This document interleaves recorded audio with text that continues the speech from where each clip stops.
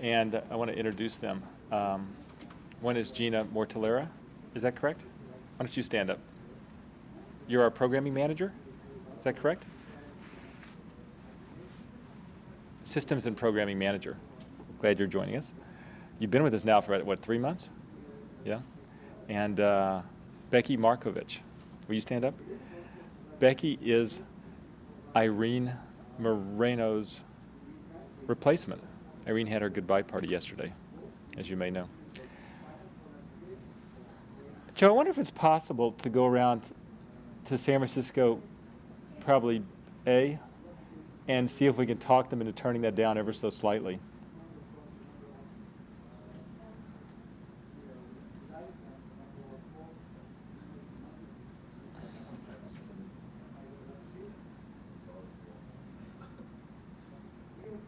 While we're waiting and sort of off the record, do you want to talk any more? I mean, it's going to take a minute. This price-earnings ratio thing, it's sort of interesting just to sort of learn it for the future. And I sort of gather that most of us are beginning to get it. But if you have a question about it, we could take a quick question and talk about price-earnings ratio.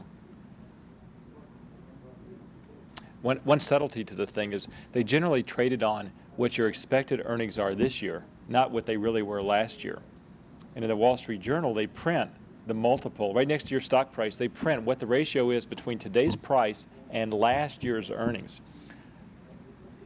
But actually what most analysts use is a slightly different number that represents their estimate of this year's, because they don't really care about last year. They really care about what's going to happen today and in the future. The past is history to them. But the journal can't print every analyst's estimate, so the journal just prints the multiple of last year's earnings divided into this year's share price. So for example, on Williams-Sonoma, it says 25. That's a very high multiple, PE multiple, 25 times last year's earnings. One reason it's so high is they're expecting to do a lot better this year.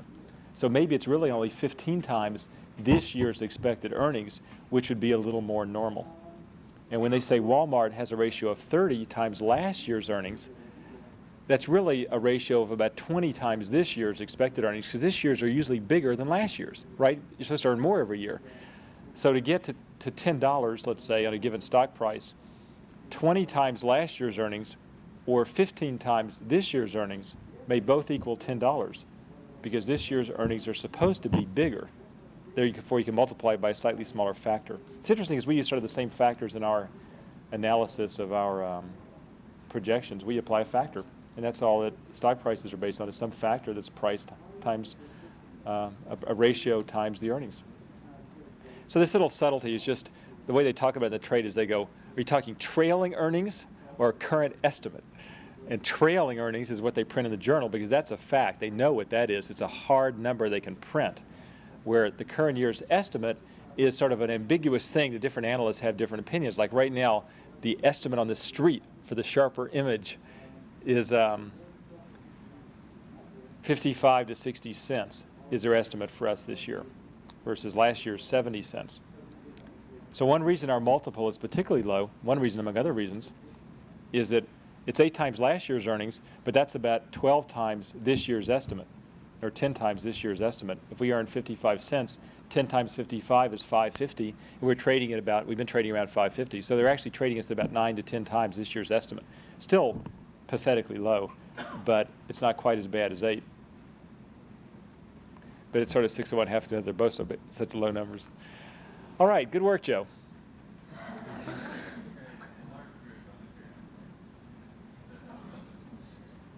Excellent. Okay, let's continue. We'll conclude in about 10 or 15 minutes. Why is it so important to change these things that we've talked about? Expenses, income, price of our stock. Why is it so important to change these things? And can we change them? I mean, there's really two really basic questions there. How important is this? And what's the likelihood we can really successfully do it? First of all, let's realize that I'm going to argue that no matter how difficult the situation is, we must learn to do this because of a number of reasons. The most difficult situation usually involves a human emotion.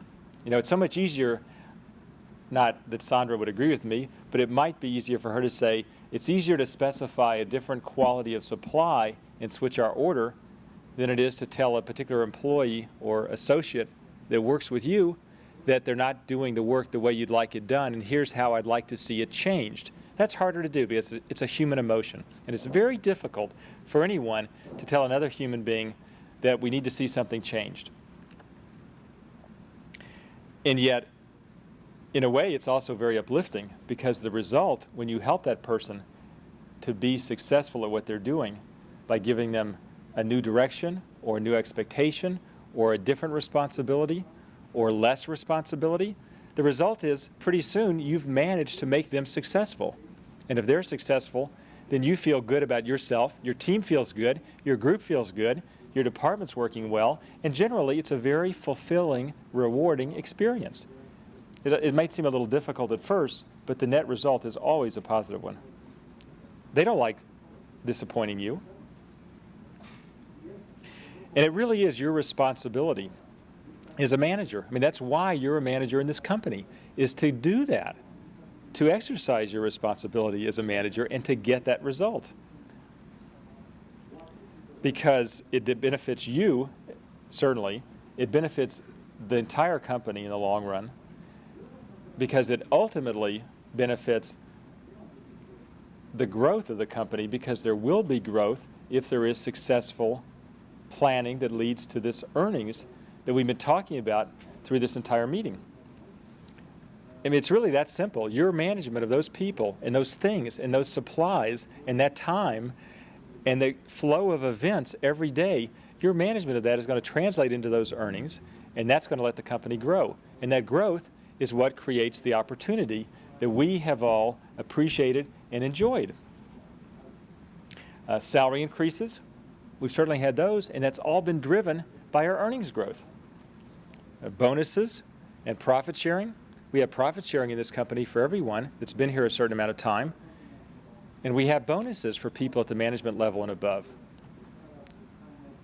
especially in the corporate office, where we're not on a commission or a store bonus structure, but we're on a corporate bonus program. And those bonuses are only driven by the earnings being greater this year than last year. If the earnings are less, there is no bonus. So that's a direct hit to each of our personal financial pocketbooks if we don't get the result that we're capable of getting. Stock option growth. All of us have stock options or will be entitled to stock options for joining the company. And it's so interesting to work out some numbers on stock options. You can go crazy with these numbers. For example, I worked out a few. If somebody just had 200 options to purchase SHRP Image stock that were worth $20 a share, that would be $4,000. It's not a huge amount, but none of us would object if I gave you a check for $4,000 at the end of the meeting. If it was 500 shares at $20 a share, that would be a $10,000 check. That would make your evening even brighter to go home with $10,000 extra in your pocket. If it was 1,000 shares at a $20 profit on the stock, that works out to $20,000. How about if the stock was $50 a share? You know, a lot of these shares don't vest except over a number of years. You have to be here a certain number of years, and they vest a little bit each year. What if at the end of the vesting period, say 5 years from today, the stock was at $50 a share? Work out those same numbers again. 200 shares at $50, $10,000. 500 shares at $50, it's $25,000. If somebody had 1,000 shares and made $50, it's $50,000. If they were fortunate enough and had been with this company long enough, and through the growth and opportunity we had created, had risen to a high enough level to have 10,000 options or shares and made $50 on each share, it's $500,000. And you might say, $50 is out of the question. And yet I would point out that next year, the projection for the earnings of our company will probably be around $1 a share if we get the result that we could. And if we earned $1 a share, and if we were trading at a 30 or even a 20 times multiple, it would be a $20 stock at the end of next year. If it was trading at 30 times, it would be a $30 stock. And those are the same multiples that right now are being gotten by Walmart and Nordstrom. That could happen 14 months from today. So it isn't now the question at all that in 5 years this could be a $50 stock. In fact, it's almost, the odds are perhaps the other way, that if we do our job well, it'll be hard for it not to be a $50 stock in 5 years.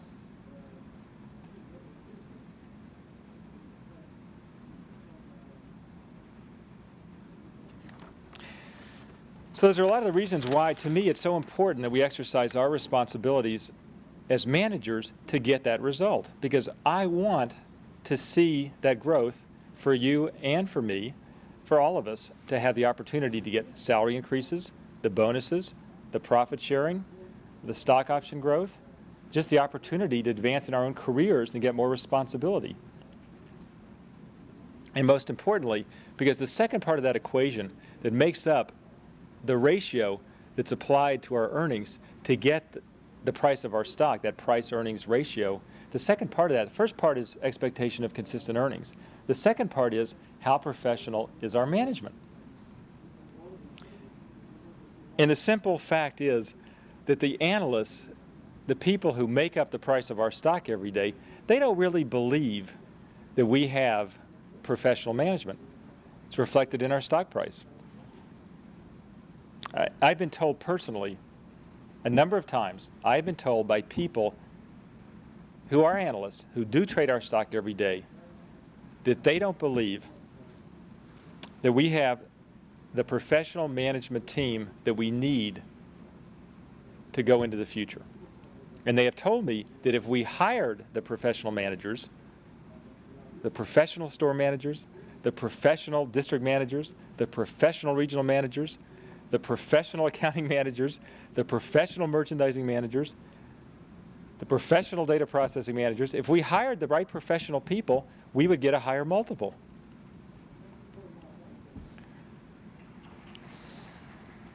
You know, Williams-Sonoma hired an outside president 2 or 3 years ago.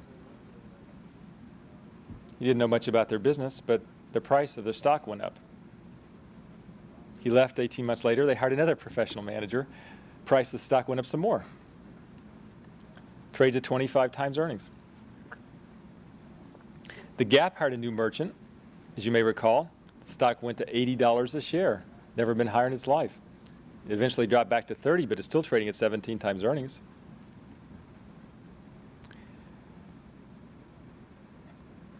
If we hired a new president, our stock price might go up. If we hired a new vice president of merchandising, the price would probably go up. If we hired a new vice president of any area, analysts would be impressed because they don't believe that we have the professional management to make this company consistently grow in the future. Now, these people don't know much about our business, admittedly. They really don't. I mean, they analyze the May Company and Bullock's and the Emporium and the Gap and Ann Taylor and Laura Ashley. They don't really know much about the SHRP image.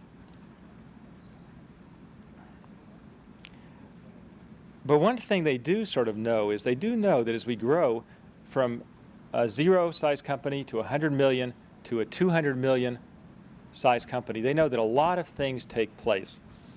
And they don't think that we really have the disciplines in place to control costs, for example. They don't think we have the discipline to control the personnel that work for us. These skills run across every company. It's not, they don't have to know much about the SHRP image to know when you have 1,000 people, if you can't control the hours they work, if you can't control how productive they are, if you can't manage their productivity, then you're going to have a result that's not as good as some other company where they've been doing that for 20 years. They don't think we have the personnel experience to phase out non-productive associates and to promote productive ones. They don't think we have the knowledge or the skills or the resolve to reassign somebody to where they could be successful. They don't believe that we can find enough unusual products to keep our company ahead of other people that are trying to compete with us. And there is plenty of competition out there. And more people every day are waking up to the fact that we have generated a tremendous sales volume. And so they are trying to understand what it is we do and copy what we're doing. Now, they don't really understand exactly what we're doing, and that's why no one's copied it. And quite frankly, the competition is no closer today than it was 5 years ago or 10 years ago. In fact, if anything, it may be further away, because we have been willing over the years to sacrifice a certain amount of profit to make sure that we are in a position where we are virtually in control of our market. We are in the best locations. We are in many different prime locations. We're in the best shopping centers. We're in almost every fine shopping center in the United States right now. We're in the best financial districts. We have the premier catalog. We have the national reputation. It would take years, perhaps a decade, for anybody else, even if they started today, to build the same locations, the same reputation, the same catalog, the same following that we built. So we are virtually, right now, in a total control of our own destiny. The problem is the people who are analyzing us don't believe we're skilled enough to manage our own destiny. They don't believe that we can manage our margins, our merchandise margins. They don't believe that we can manage the leftover inventory that a 64, 62 store chain will create this Christmas. They don't believe that we can control the quality of our products or the distribution of those products. They don't believe that we can control the data processing needs or the distribution center needs of a $200 going on $300 million business. And so far, they've been right.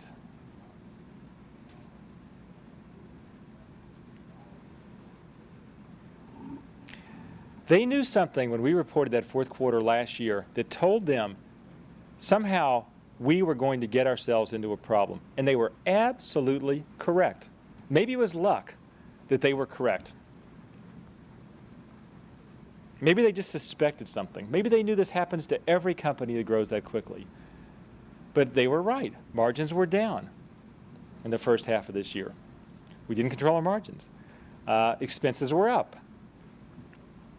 We took in 30% more money in the 6 months that ended in the first half of this year than we've ever taken in the history of our company. We took in 30%, a third more income than we'd ever taken in the history of our company. And yet, we still managed to lose more money than we'd ever lost in the history of our company. In a way, we proved that we couldn't control the productivity, couldn't manage the people that work for the people in this room, because our personnel costs almost doubled in the first 6 months of the year. Now, we added a lot of stores, so the statistic's not quite accurate, but personnel costs skyrocketed. So did supplies. So did telephone. In fact, every single expense in our company increased dramatically. Pick an expense area, and I would bet you that if we looked at it, you'd find it increased dramatically, regardless of what it was. You name it, it increased. Phone usage, attorney's fees, you name it, supplies, printing, everything went up.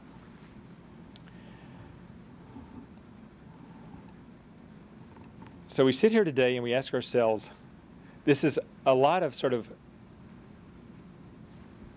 discouraging news and a small bit of encouraging news. I mean, we did complete the highest volume 6 months we've ever had in our history. We just completed the second biggest volume, the biggest volume we've ever had. And we're about to complete probably the second highest earnings year we've ever had. And we are going to hit a new sales record and top 200 million of sales. And it is certainly true that the most important thing is our market position, our reputation, how it affects our future growth. That's a lot more important than our earnings in any given 6 months. So we're doing a lot of things right.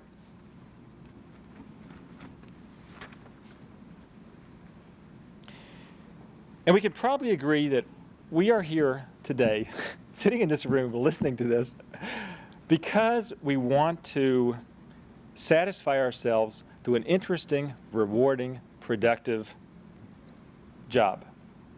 First of all, we got to support ourselves. We'd like the income. But secondly, we'd like to enjoy what we're doing. We'd like to enjoy where we work. We'd like to enjoy what we're doing every day. We'd like to enjoy the people we work with. Have a nice desk, a nice office to work in. All those things are really important.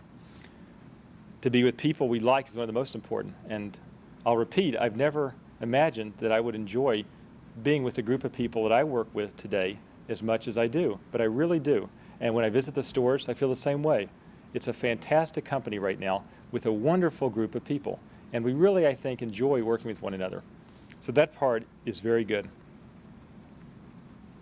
And we're really proud to tell people where we work. It's a lot of fun to say, I work at the SHRP Image, because people regard us with a certain awe and maybe jealousy, because we work for a company that has been extraordinarily successful.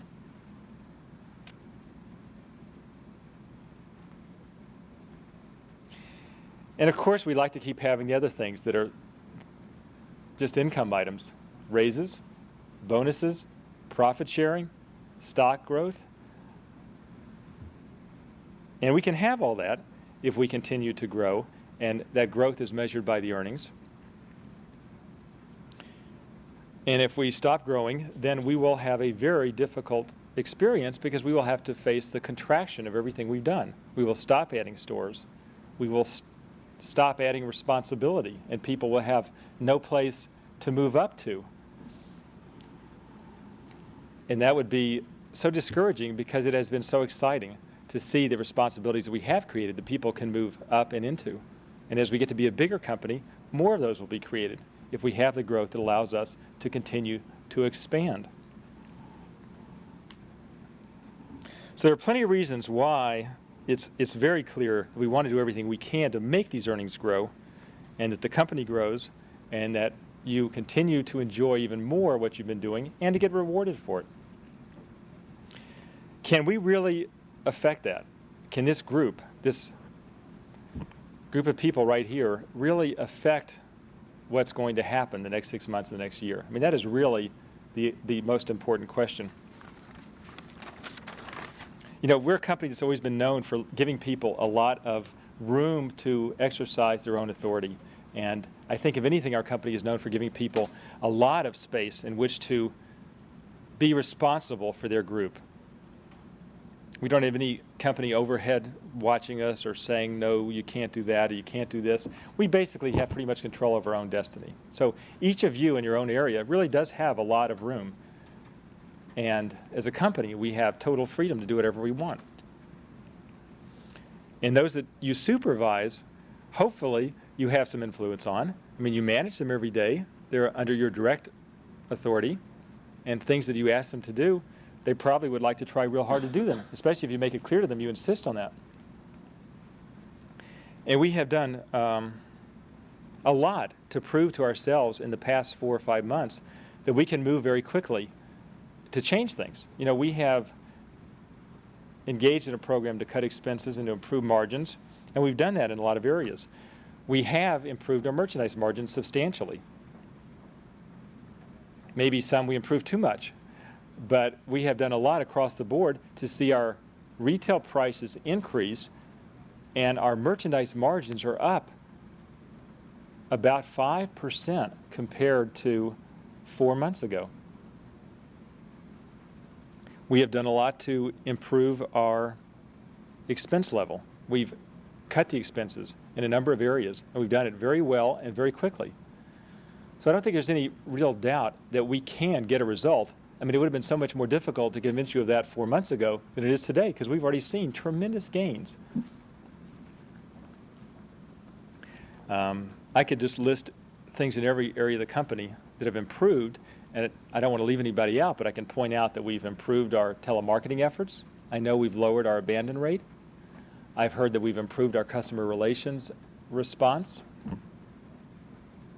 I know that in the data processing area, we've come a long way on our new inventory replenishment system, the MIDA system. And people are very pleased with the way that's come along. And we're getting a new Silver Lake IBM computer, the newest model, I understand.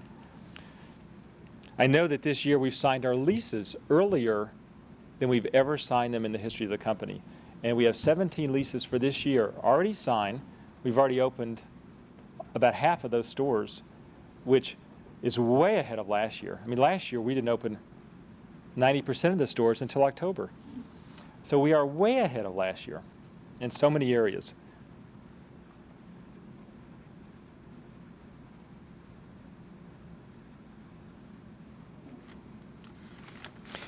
It's funny, I have a particular way of looking at the world that says that luck is preparation meeting opportunity. It's a little truism that I happen to be fond of. Luck is preparation meeting opportunity. That means, I guess, that if you're prepared, when some opportunity comes your way, you will take advantage of it.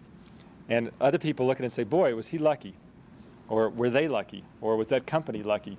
But really, it's not luck. It's really just being prepared and having some opportunity come your way.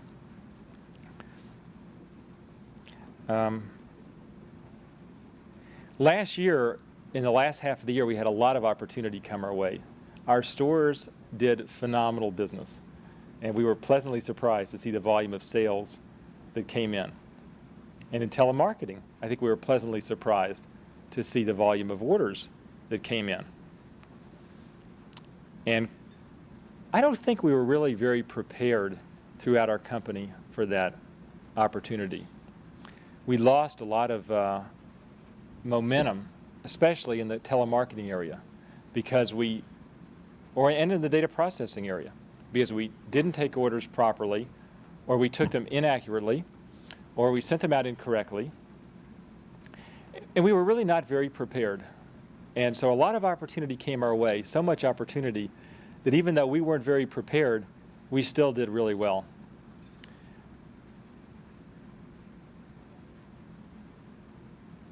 But by the first quarter of this year, that lack of preparation began to be telling. And some of the customers that perhaps we had discouraged during the previous holiday season didn't want to reorder from the catalog. Who knows?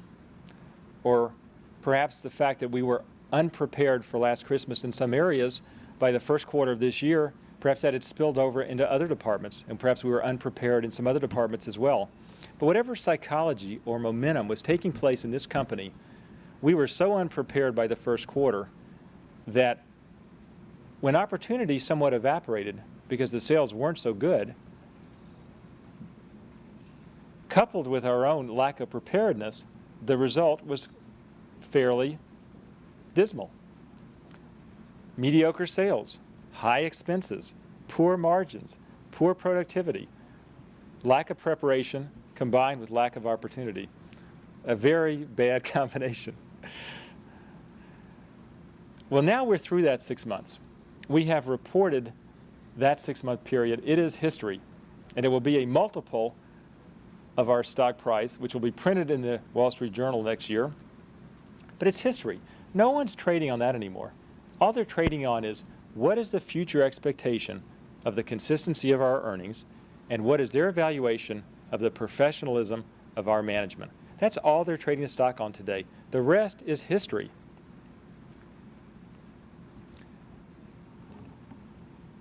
And in the fourth quarter to come, we may get another excellent view of opportunity, because we feel that our stores and our mail order will get a very strong reception this fourth quarter, in spite of the fact that last year we turned off a number of people, and I doubt if those people will order from us again. We have enough positive interactions in our stores, and we have enough positive customers in our mail order lists that I think we will have an excellent number of orders coming in and customers walking in our stores. It may not be an opportunity that's beyond expectations, but it would be a very ample opportunity. And we must make sure that we get every potential sale that comes into the stores and that comes into the telemarketing. We cannot afford this year to let any of those opportunities get away. And if we are prepared enough, we will have the situation where we have a very high level of preparation, meeting at least an ample enough opportunity that the net result will be an outstanding result.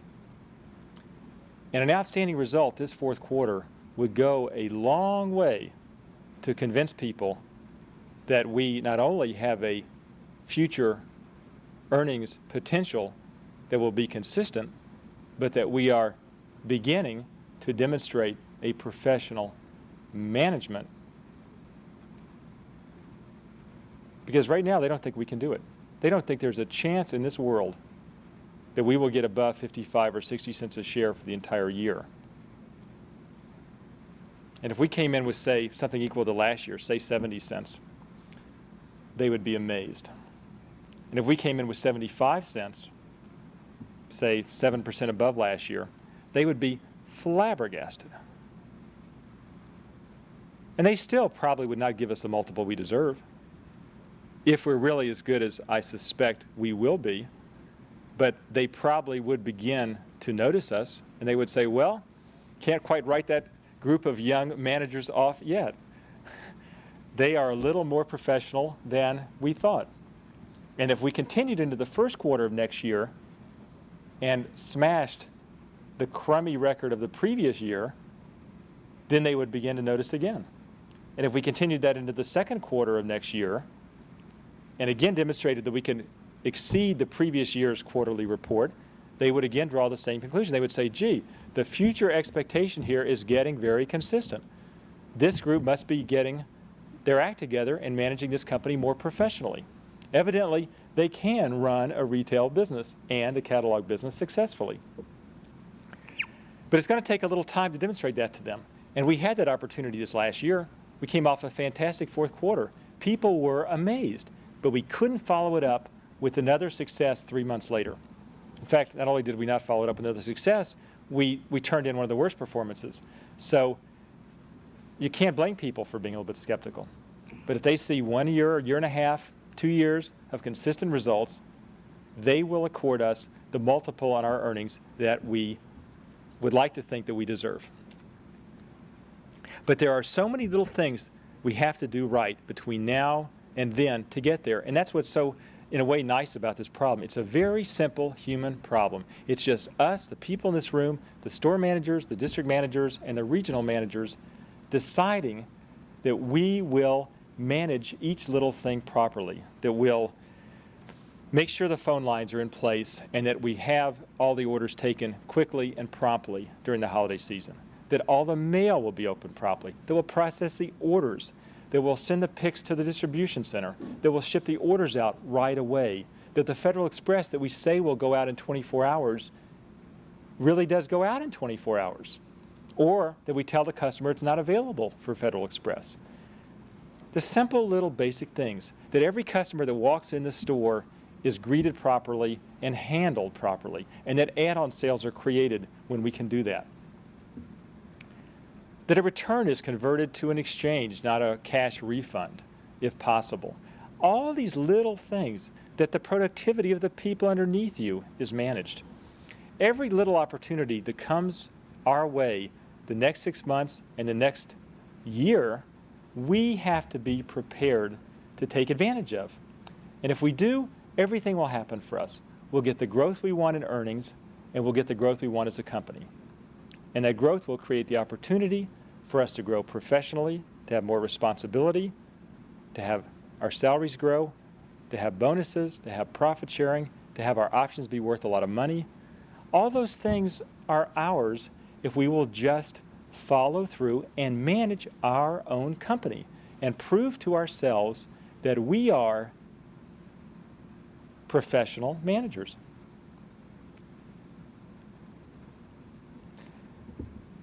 To conclude this, I want to give the store people a message that we are going to be prepared this Christmas in this corporate office to support them out there in the field. So I would ask you, if you would, to verbally acclaim that by simply responding to the question of whether or not you think we can be prepared for this holiday season. Will we be ready? Yes. How about really loud and tell the entire world that next year we are going to show them that we are going to be ready? Will we? Yes! How about as loud as you can at the top of your lungs once and for all to tell ourselves that we have the confidence that we are going to be the management team that is going to show the United States and the world that we are capable of being one of the greatest retail successes. Can we? Yes!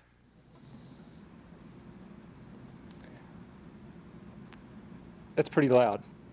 And I heard that, and I think that the rest of the world will hear that in the next year.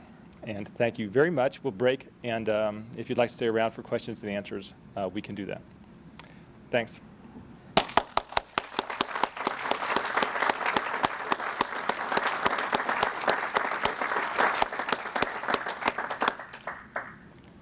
If you want to get up, and if you don't want to get up, ask a question, whatever.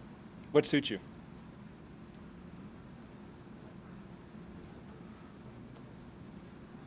Well, I'll tell you what let's do. Why don't we get up, get a refreshment, and if anybody wants to leave, it's 10 till 5, and if you want to stay around and ask a question or two, we'll do that. Okay?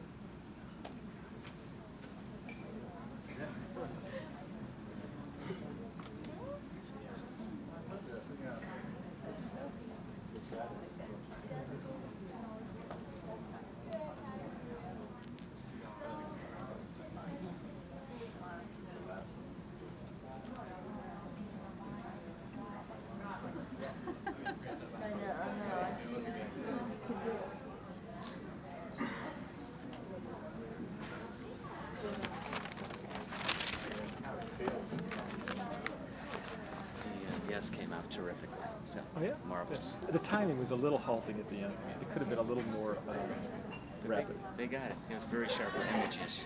Oh, yeah? How can you do it?